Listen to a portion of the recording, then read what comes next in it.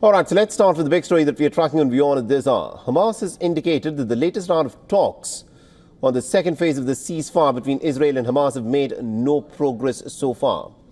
Now, Hamas is playing what it calls Israel's delaying tactics over its failure to reach an agreement for a second phase.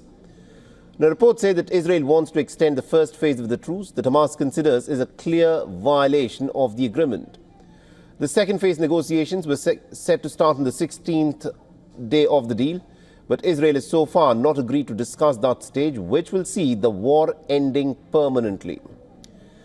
Now, the Israeli Prime Minister Netanyahu had sent a delegation to Cairo, and mediator Egypt has said that intensive talks on the second phase had begun with the presence of the delegations from Israel as well as fellow mediators, Qatar and the United States.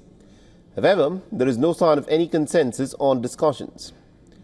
Now, the United Nations Secretary General Antonio Guterres has said that the Israel-Hamas ceasefire must hold. And the United Nations has said that it is one of the only ways of ensuring that the aid continues to flow in the battered enclave. The ceasefire and hostage release deal must hold. The coming days are critical. The parties must spare no effort to avoid a breakdown of this deal. I urge them to uphold their commitments and implement all of them in full. All hostages must be released immediately, unconditionally, and in a dignified manner. Now, the 251 hostages that were captured during Hamas's attack, 58 are currently said to be still in the Gaza Strip, including 34 who the Israeli military claims are dead. Meanwhile, the United States has approved the sale of more than $3 billion of ammunition, bulldozers, and other related equipment to Israel. Now, Tel Aviv has been using these American-manufactured weapons in the densely populated Gaza Strip. The U.S. Defense Security Cooperation Agency has said that the Secretary of State Marco Rubio signed off on the sale of $2.04 billion of bombs and warheads and another $657 million in other arms and guidance ammunition kits and $295 million in terms of bulldozers and other related equipment. The United States has claimed that it is committed to the security of Israel and it is vital to their national interest to assist the State of Israel to develop and maintain a strong and a ready self-defense capability. All right, now to give us more perspective in terms of what is happening at this moment in the Gaza Strip, we're joined this broadcast by Professor Scott Lucas, who is a professor of international politics at the Clinton Institute, University College Dublin. Now, Professor Lucas, the fact that the first phase of the ceasefire managed to hold by and large, but the fact is that the second phase of the ceasefire hasn't begun, and the negotiations for this haven't progressed in the way that one would have expected. What do you think is the hitch here?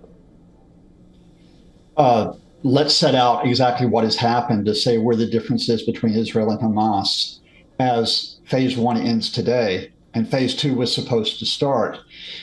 In fact, there weren't really any talks of significance, but with the brokers between Israel and Hamas in the first phase. There was a brief gathering in Qatar, which broke up pretty quickly, and then the Israelis talked to the Egyptians, as you mentioned in your broadcast, to see, to set out their position. But of course, Hamas wasn't really involved there. Why is that? Under phase one of the agreement, of course, you got the swaps of the hostages held by Hamas, and there's still between 50 and 60 who are being held by Hamas, dead or alive, in return for Palestinian detainees held by Israel. Now, what Israel is trying to do by extending phase one of the agreement is to keep the swaps going. They want to get all the hostages back, and indeed, there's a great deal of pressure on Prime Minister Netanyahu to get the hostages back.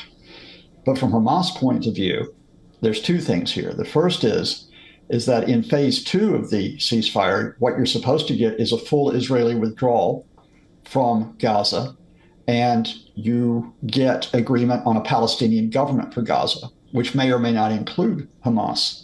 And Hamas is saying, well, that's the priority. We have to advance. And you can see why they would do that. The Israeli government, Prime Minister Netanyahu, doesn't want to talk about that Palestinian government or that Israeli withdrawal because there are certain hard right ministers who have said they don't want a phase two at all. They want Israeli military government. And so that's where we stuck right now. There's a you further... put it out so succinctly, but the fact of the matter is, there was a timeline that was set out in terms of how these ceasefire negotiations would progress. Do you think at this moment it is clearly Netanyahu's reluctance to proceed with further talks which would bring about an end to the Israeli occupation of the Gaza Strip and would make Israel remove all of its military that has been deployed in the Gaza Strip, which has been the big stumbling block in progressing onto the second phase of a ceasefire? Yeah, that's the greatest barrier. Now, those who would support maybe Netanyahu's position, or even more generally, the position of many in Israel would say, well, we can't accept Hamas being part of a Palestinian government. We need Hamas to guarantee it won't go into government, or even for some in the Israeli government, we need Hamas leaders to leave Gaza. Now, Hamas are not going to do that. Hamas are not going to take themselves out of power. So you could say from an Israeli point of view, there's not really a phase two that is acceptable to them. But here's the problem that ensues from this. At any point, if you do not have a phase two ceasefire, and if you don't have an extension to phase one, military attacks could resume. And from Hamas's point of view, and I hate to be very cynical here, but this is the case, the hostages that they continue to hold are like a bargaining chip against those further Israeli military attacks. Once Hamas gives up all the hostages, if they don't have an agreement to an Israeli withdrawal, if they don't have an agreement to a Palestinian government, they've got no leverage left. Israel can just simply sit in Gaza because Netanyahu has gotten what is the biggest priority for many Israelis, the return of all of the hostages. Although, not to be cynical again, a lot of people turn around and say the manner in which Netanyahu has gone about negotiating the release of the hostages is perhaps not shown the urgency that the family members of the hostages would have demanded of him. But we're completely out of time. Thank you very much indeed, Professor Lucas, for joining us with that perspective there. Thank you.